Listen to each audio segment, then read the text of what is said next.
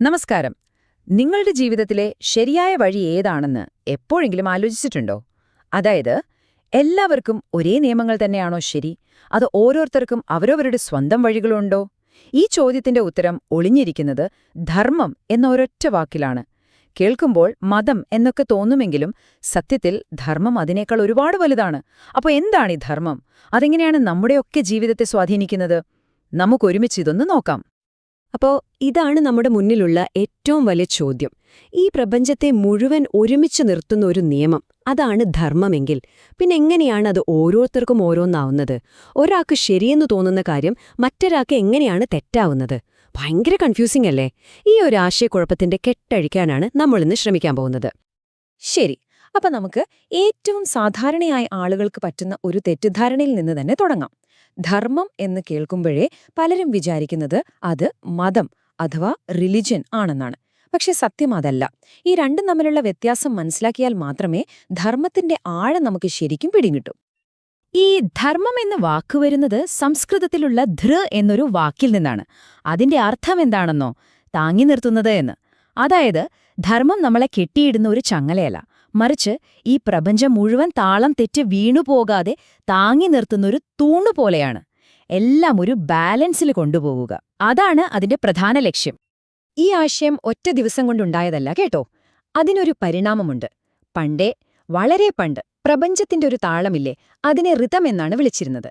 സൂര്യൻ എന്നും രാവിലെ ഉദിക്കുന്നത്, മഴക്കാലം കഴിഞ്ഞ് വേനൽ വരുന്നത്, അതെല്ലാം ഈ ഋതത്തിന്റെ ഭാഗമായിരുന്നു. പിന്നെ കാലം കുറച്ചുകൂടി മുന്നോട്ടു പോയപ്പോൾ സത്യം എന്ന ആശയത്തിന് പ്രാധാന്യം കൂടി. ഒടുവിലാണ് ഈ പ്രപഞ്ച നിയമങ്ങളൊക്കെ സാധാരണ മനുഷ്യൻ അവന്റെ ജീവിതത്തിൽ എങ്ങനെ പാലിക്കണമെന്ന ചിന്ത വന്നത്. ആ ചിന്തയിൽ നിന്നാണ് ഇന്ന് നമ്മൾ സംസാരിക്കുന്ന ഈ ധർമ്മം എന്ന കോൺസെപ്റ്റ് ഉണ്ടാകുന്നത്. ഇനി ധർമ്മവും മതവും തമ്മിലുള്ള പ്രധാന വ്യത്യാസങ്ങളിലേക്ക് ഒന്നുകൂടി നോക്കാം. നമ്മൾ പറഞ്ഞല്ലോ, ധർമ്മം വരുന്നത് താങ്ങി നിർത്തുക എന്ന അർത്ഥത്തിൽ നിന്നാണ്. എന്നാൽ റിലിജൻ എന്ന വാക്ക് വരുന്നത് ബന്ധിപ്പിക്കുക എന്ന അർത്ഥം വരുന്നൊരു വാക്കിൽ നിന്നാണ്. വാക്കിൽ തന്നെ വ്യത്യാസമുണ്ടല്ലേ? അതിലും പ്രധാനപ്പെട്ട കാര്യം, ധർമ്മം ഓരോ സാഹചര്യത്തിനും അനുസരിച്ച് മാറിക്കൊണ്ടിരിക്കും. അത് ഫ്ലെക്സിബിളാണ്. പക്ഷെ മതനിയമങ്ങൾ അങ്ങനെയല്ല. അത് സാധാരണയായി എല്ലാവർക്കും ഒരുപോലെയാണ്. അതുകൊണ്ടാണ് ധർമ്മത്തെ വെറും ഒരു മതം എന്ന് വിളിച്ച് ചെറുതാക്കരുത് എന്ന് പറയുന്നത്. ഓക്കെ, ധർമ്മം ഓരോരുത്തർക്കും ഓരോന്നാണെന്ന് നമ്മൾ പറഞ്ഞു. അപ്പൊ അതിന്റെ അർത്ഥം എല്ലാവർക്കും തോന്നിയ പോലെ ജീവിക്കാമെന്നാണോ? ഒരിക്കലുമല്ല. എല്ലാ മനുഷ്യരും അവരെവിടെ ജീവിച്ചാലും പാലിക്കേണ്ട ചില അടിസ്ഥാനപരമായ നിയമങ്ങളുണ്ട്. അതാണ് ധർമ്മത്തിന്റെ ഏറ്റവും ബേസിക് ആയിട്ടുള്ള തലം. നമുക്കെല്ലാവർക്കും ബാധകമായ സാർവത്രിക നിയമങ്ങൾ. ഇതിനെയാണ് സാമാന്യധർമ്മം എന്ന് പറയുന്നത്. അതായത്, നിങ്ങൾ ആരാണെന്നോ എവിടെ നിന്നാണെന്നോ ഏത് മതത്തിൽ വിശ്വസിക്കുന്നുവെന്നോ ഒന്നും പ്രശ്നമല്ല. മനുഷ്യനായി ജനിച്ച എല്ലാവർക്കും ബാധകമായ ചില കാര്യങ്ങൾ. ദയ കാണിക്കുക, സത്യം പറയുക, ആരെയും ദ്രോഹിക്കാതിരിക്കുക, ഇതൊക്കെ അതിൽപ്പെടും. ഈ ഒരു അടിത്തറയില്ലെങ്കിൽ പിന്നെ ഒരു സമൂഹത്തിന് മുന്നോട്ടു പോകാൻ പറ്റില്ല, അല്ലേ? പക്ഷേ ഇവിടെയാണ് ധർമ്മത്തിന്റെ ഏറ്റവും വലിയൊരു പ്രത്യേകത വരുന്നത്. ഈ പൊതുവായ നിയമങ്ങൾ പോലും കണ്ണടച്ച് പാലിക്കാനുള്ളതല്ല. ഒരു ഉദാഹരണം പറയാം. സത്യം പറയണം എന്നതൊരു സാമാന്യധർമ്മമാണ്, അല്ലേ? പക്ഷെ ഒരു ഡോക്ടറുടെ കാര്യം ആലോചിച്ച് നോക്കൂ. മാരകമായ അസുഖമുള്ളൊരു രോഗിയോട് പെട്ടെന്ന് ആ വിവരം പറഞ്ഞാൽ ചിലപ്പോൾ ആ ആഘാതത്തിൽ ആളുടെ ജീവൻ തന്നെ പോയേക്കാം. അപ്പോൾ ആ ഡോക്ടർ ചിലപ്പോൾ തൽക്കാലത്തേക്ക് ആ സത്യം മറച്ചുവെച്ചെന്നിരിക്കും. എന്തുകൊണ്ട്?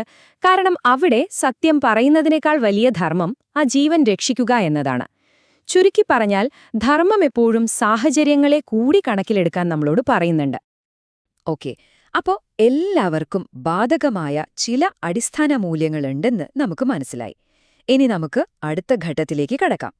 ഈ പൊതുവായ നിയമങ്ങളൊക്കെ ഓരോ വ്യക്തിയും അവരുടെ ജീവിതത്തിലെ സാഹചര്യങ്ങൾക്കനുസരിച്ച് എങ്ങനെയാണ് പാലിക്കേണ്ടത്?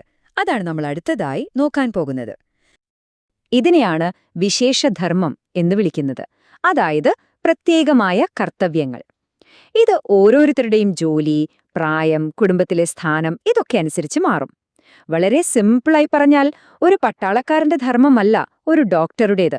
അതുപോലെ ഒരു വിദ്യാർത്ഥിയുടെ ഉത്തരവാദിത്തമല്ല ഒരു അച്ഛന്റെയോ അമ്മയുടെയോ ഉത്തരവാദിത്തം, അല്ലേ? ഇത് മനസ്സിലാക്കാൻ ഏറ്റവും നല്ലൊരു ഉദാഹരണമാണ് നമ്മുടെ ജീവിതത്തെ 4 ഘട്ടങ്ങളായി തിരിക്കുന്ന ആശ്രമധർമ്മം. നോക്കൂ, ആദ്യത്തെ ഘട്ടത്തിൽ, അതായത് ബ്രഹ്മചര്യത്തിൽ, നമ്മുടെ പ്രധാന ധർമ്മം പഠിക്കുക എന്നതാണ്. പിന്നീട് ഗാർഹസ്ഥ്യത്തിലേക്ക് കടക്കുമ്പോൾ കുടുംബം നോക്കുക, ജോലി ചെയ്യുക, സമൂഹത്തിനു വേണ്ടി പ്രവർത്തിക്കുക എന്നതൊക്കെയായിരിക്കും നമ്മുടെ ധർമ്മം. പ്രായമാകുമ്പോൾ വാനപ്രസ്ഥത്തിൽ നമ്മൾ പതിയെ ഇതിൽ നിന്നെല്ലാം പിന്മാറിത്തടങ്ങും. ഒടുവിൽ സന്യാസത്തിലെത്തുമ്പോൾ പൂർണ്ണമായും ആത്മീയ കാര്യങ്ങളിലേക്ക് ശ്രദ്ധ തിരിക്കും. കണ്ടില്ലേ, ഒരേ ആള് തന്നെ, പക്ഷെ ജീവിതത്തിലെ ഓരോ സ്റ്റേജിലും അവരുടെ ധർമ്മം എങ്ങനെയാണ് മാറുന്നതെന്ന്. ഇതുവരെ നമ്മൾ എല്ലാവർക്കും ബാധകമായ കാര്യങ്ങളും ഓരോരുത്തരുടെ ജീവിത സാഹചര്യങ്ങൾക്കനുസരിച്ചുള്ള ധർമ്മങ്ങളെക്കുറിച്ചും സംസാരിച്ചു. ഇനി നമ്മൾ പോകുന്നത് ധർമ്മത്തിന്റെ ഏറ്റവും ഉള്ളിലുള്ള ഏറ്റവും പേഴ്സണലായിട്ടുള്ള ഒരു തലത്തിലേക്കാണ്. നമ്മുടെ ആദ്യത്തെ ചോദ്യമില്ലേ, എന്തുകൊണ്ടാണ് ധർമ്മം എല്ലാവർക്കും വ്യത്യസ്തമാവുന്നത് എന്ന്? അതിന്റെ യഥാർത്ഥ ഉത്തരം ഒളിഞ്ഞിരിക്കുന്നത് ഇവിടെയാണ്. ഇതിനെയാണ് സ്വധർമ്മം എന്ന് പറയുന്നത്. സ്വ എന്നാൽ സ്വന്തം, അതായത് അവനവന്റെ ധർമ്മം. നമുക്ക് ഓരോരുത്തർക്കും ജനിക്കുമ്പോഴേ കിട്ടുന്ന ചില കഴിവുകളും താൽപ്പര്യങ്ങളുമൊക്കെ ഉണ്ടാവുമല്ലേ? അതിനെ നമ്മുടെ സ്വഭാവം എന്ന് വിളിക്കാം. ഈ സ്വന്തം സ്വഭാവത്തിനനുസരിച്ച് ജീവിക്കുന്നതിനെയാണ് സ്വധർമ്മം എന്ന് പറയുന്നത്. ഒരു പാട്ടുകാരന്റെ സ്വധർമ്മം പാട്ടുപാടുന്നതാണ്. ഒരു കർഷകന്റെ സ്വധർമ്മം കൃഷി ചെയ്യുന്നതാണ്. നമ്മുടെ ഉള്ളിലെ ആ തനിമ കണ്ടെത്തി അതിനനുസരിച്ച് ജീവിക്കുക, അതാണ് സംഭവം. ഇനി സ്വധർമ്മത്തിന്റെ നേരെ എതിരാണ് പരധർമ്മം, അതായത് മറ്റൊരാളുടെ ധർമ്മം. നമ്മുടെ സ്വന്തം വഴിയിലൂടെ പോകുമ്പോൾ നമുക്ക് സമാധാനവും ഒരു സംതൃപ്തിയും ഒക്കെ കിട്ടും. പക്ഷെ മറ്റൊരാളെ അനുകരിച്ച് അല്ലെങ്കിൽ നാട്ടുകാരെന്ത് വിചാരിക്കും എന്ന് പേടിച്ച് അവരുടെ വഴിയിലൂടെ പോകുമ്പോഴോ എപ്പോഴും ഒരു പേടിയും സ്ട്രെസ്സും ആയിരിക്കും ഫലം. പാട്ടുപാടാൻ കഴിവുള്ള ഒരാളെ നിർബന്ധിച്ചൊരു എഞ്ചിനീയർ ആക്കാൻ ശ്രമിക്കുന്നത് പോലെയാണത്. രണ്ടും നടക്കില്ല. ഭഗവത്ഗീതയിൽ ഇത് വളരെ മനോഹരമായി പറയുന്നുണ്ട്. മറ്റൊരാളുടെ ജോലി ഒരു തെറ്റുമില്ലാതെ ചെയ്യുന്നതിനേക്കാൾ എത്രയോ നല്ലതാണ് സ്വന്തം ജോലി ചില കുറവുകളോടെയാണെങ്കിലും ചെയ്യുന്നത്. കാരണം മറ്റൊരാളുടെ വഴി എപ്പോഴും നമുക്ക് പേടി തരുന്ന ഒന്നായിരിക്കും. നമ്മുടെ സ്വന്തം പാത കണ്ടെത്തി അതിലൂടെ സഞ്ചരിക്കുമ്പോഴാണ് നമുക്ക് ശരിക്കുമുള്ളൊരു സന്തോഷവും വളർച്ചയൊക്കെ ഉണ്ടാവുന്നത്. ശരി, അപ്പം നമുക്ക് പൊതുവായ ധർമ്മമുണ്ട്, പ്രത്യേക സാഹചര്യങ്ങൾക്കുള്ള ധർമ്മമുണ്ട്, പിന്നെ നമ്മുടെ സ്വന്തം സ്വധർമ്മവുമുണ്ട്. എല്ലാം കൊള്ളാം. പക്ഷെ ഇവയെല്ലാം എപ്പോഴും ഒരുമിച്ച് പോകുമോ? ഒരു നല്ല കാര്യം ചെയ്യുമ്പോൾ വേറൊരു നല്ല കാര്യം തെറ്റിക്കേണ്ടി വന്നാൽ എന്തു ചെയ്യും? അതായത് ഈ ധർമ്മങ്ങൾ തമ്മിൽ ഒരു ഏറ്റുമുട്ടലുണ്ടായാൽ നമ്മൾ എന്ത് തീരുമാനമെടുക്കും? അത്തരം അവസ്ഥകളെയാണ് നമ്മൾ ധർമ്മസങ്കടം എന്ന് പറയുന്നത്. നമ്മളൊക്കെ ജീവിതത്തിൽ എപ്പോഴെങ്കിലും അനുഭവിച്ചിട്ടുണ്ടാവുമല്ലേ? രണ്ട് ശരിയായ വഴികൾ മുന്നിൽ വരുമ്പോൾ ഏത് തിരഞ്ഞെടുക്കണമെന്നറിയാത്ത ഒരവസ്ഥ. ഇത് നമ്മളെ ഒരു കാര്യം പഠിപ്പിക്കുന്നുണ്ട്. ധർമ്മം എന്നത് ഒരു റൂൾ ബുക്ക് നോക്കി ചെയ്യേണ്ട കാര്യമല്ല. ഓരോ സാഹചര്യത്തിലും നമ്മുടെ വിവേകം ഉപയോഗിച്ച് എടുക്കേണ്ട ഒരു തീരുമാനമാണ്. ഇതിന്റെ ഏറ്റവും വലിയ ഉദാഹരണം നമുക്ക് മഹാഭാരതത്തിൽ കാണാം. കുരുക്ഷേത്ര യുദ്ധക്കളത്തിൽ നിൽക്കുന്ന അർജുനൻ. ഒരു വശത്ത് ഒരു യോദ്ധാവ് എന്ന നിലയിൽ യുദ്ധം ചെയ്യുക എന്നത് അദ്ദേഹത്തിന്റെ ധർമ്മമാണ്. മറുവശത്ത് മുന്നിൽ നിൽക്കുന്ന സ്വന്തം ബന്ധുക്കളെ കൊല്ലരുത് എന്നത് കുടുംബത്തോടുള്ള അദ്ദേഹത്തിന്റെ ധർമ്മമാണ്. ഈ വലിയ ധർമ്മസങ്കടത്തിൽ പെട്ട് എന്ത് ചെയ്യണമെന്നറിയാതെ നിൽക്കുന്ന അർജുനനോടുള്ള ഉപദേശമാണ് ഭഗവത്ഗീത മുഴുവൻ. ഇനി ഒരു എമർജൻസി സിറ്റുവേഷൻ വന്നാൽ എന്തു ചെയ്യും? അതിനും ഒരു വഴിയുണ്ട്. അതാണ് ആപദ്ധർമ്മം, അതായത് ആപത്ത് കാലത്തെ ധർമ്മം. വിശ്വാമിത്രൻ എന്ന മഹർഷിയുടെ ഒരു കഥയുണ്ട്. കൊടും ക്ഷാമത്തിൽ പട്ടിണി കിടന്ന് മരിക്കാറായപ്പോൾ ജീവൻ രക്ഷിക്കാൻ വേണ്ടി മാത്രം അദ്ദേഹം മോഷ്ടിക്കാൻ വരെ തയ്യാറായി. എന്തുകൊണ്ട്? കാരണം ജീവനുണ്ടെങ്കിലല്ലേ പിന്നെ ധർമ്മം അനുഷ്ഠിക്കാൻ പറ്റൂ. കണ്ടില്ലേ ധർമ്മം എത്രത്തോളം പ്രാക്ടിക്കലാണെന്ന്? അപ്പോ ഇത്രയും സങ്കീർണമായ, പലപ്പോഴും പരസ്പരം കൂട്ടിമുട്ടുന്ന ഈ ധർമ്മങ്ങൾക്കിടയിൽ നിന്ന് നമ്മൾ എങ്ങനെയാണ് ശരിയായ വഴി കണ്ടെത്തുന്നത്?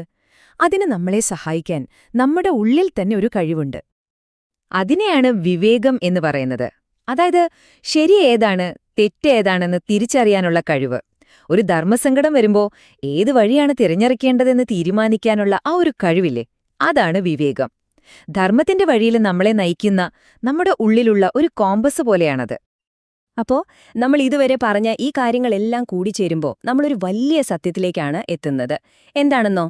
ധർമ്മത്തിന്റെ എല്ലാം അടിസ്ഥാനം സേവനമാണ്. എനിക്കിതിൽ നിന്ന് എന്തു കിട്ടും എന്ന ചോദ്യം മാറ്റിവെച്ച് എന്റെ കഴിവും സാഹചര്യവും വെച്ച് എനിക്ക് ഈ ലോകത്തിനു വേണ്ടി എന്ത് ചെയ്യാൻ പറ്റും എന്ന് ചിന്തിച്ചു തുടങ്ങുന്നിടത്താണ് ശരിക്കും ധർമ്മം ആരംഭിക്കുന്നത്. നമ്മുടെയൊക്കെ കഴിവുകൾ വ്യത്യസ്തമായതുകൊണ്ട് നമുക്ക് ചെയ്യാൻ പറ്റുന്ന സേവനങ്ങളും വ്യത്യസ്തമായിരിക്കും. അങ്ങനെ നമ്മൾ തുടങ്ങിയ ചോദ്യത്തിലേക്ക് തന്നെ തിരിച്ചെത്തിയിരിക്കുന്നു. എന്തുകൊണ്ടാണ് ധർമ്മം ഓരോരുത്തർക്കും ഓരോന്നാവുന്നത്? ഉത്തരം ഇപ്പോൾ വ്യക്തമല്ലേ? കാരണം നമുക്ക് ഓരോരുത്തർക്കും ഈ ലോകത്തിന് നൽകാനായിട്ട് നമ്മുടേതായ വളരെ സവിശേഷമായൊരു സേവനമുണ്ട്. അതാണ് നമ്മുടെ സ്വധർമ്മം. അപ്പോൾ ഒരു നിമിഷമൊന്ന് ആലോചിച്ചു നോക്കൂ. എന്താണ് ഈ ലോകത്തിന് നൽകാനുള്ള നിങ്ങൾ ആ സവിശേഷമായ സംഭാവന? എന്താണ് നിങ്ങളുടെ സ്വധർമ്മം?